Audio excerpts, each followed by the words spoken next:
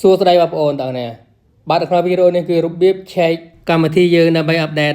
នៅលើទូរស័ព្ទ iPhone គឺវិធីងាយៗបងប្អូនឥឡូវនេះបងប្អូនទៅទស្សនាទាំងនេះបាទដើម្បីទៅឲ្យវិតទៅតែម្ដងបងប្អូនបាទសម្រាប់ iPhone បងប្អូនចូលនេះមកបាទ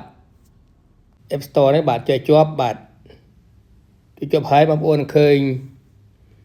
កន្លែងនេះសញ្ញាព្រួយនេះអាប់ដេតនេះបងប្អូនបាទចុចទៅបាទបងប្អូនឃើញទេនេះអាប់ដេត19នេះបងប្អូនបាទហើយបងប្អូនចុចអាប់ដេតមកបាទនេះអាប់ដេត all នេះបាទដើម្បីឲ្យកម្មវិធីយើងដើរល្អបាទហើយខ្ញុំបង្ហាញនៅលើទូរស័ព្ទ iPhone ហើយនិង Android បងប្អូនបាទហើយបងប្អូនចុចទៅបាទចុចនេះមកបាទនេះ download ទៅបាទហើយបងប្អូនរងចាំទៅរួចរាល់បងប្អូនបាទហើយក្នុងវីដេអូនេះខ្ញុំបាទរងចាំទេបាទខ្លាចទីពេលវេលាយូរបាទហើយក្នុងវីដេអូនេះគឺមានប៉ុណ្ណឹងបាទសូមបងប្អូនជួយចែករំលែកវីដេអូនេះផងបាទដើម្បីបងប្អូនយើងបានដឹងដល់គ្នាបាទសូមអរគុណនិងសូមជម្រាបលាជួបគ្នានៅក្នុងវីដេអូក្រោយ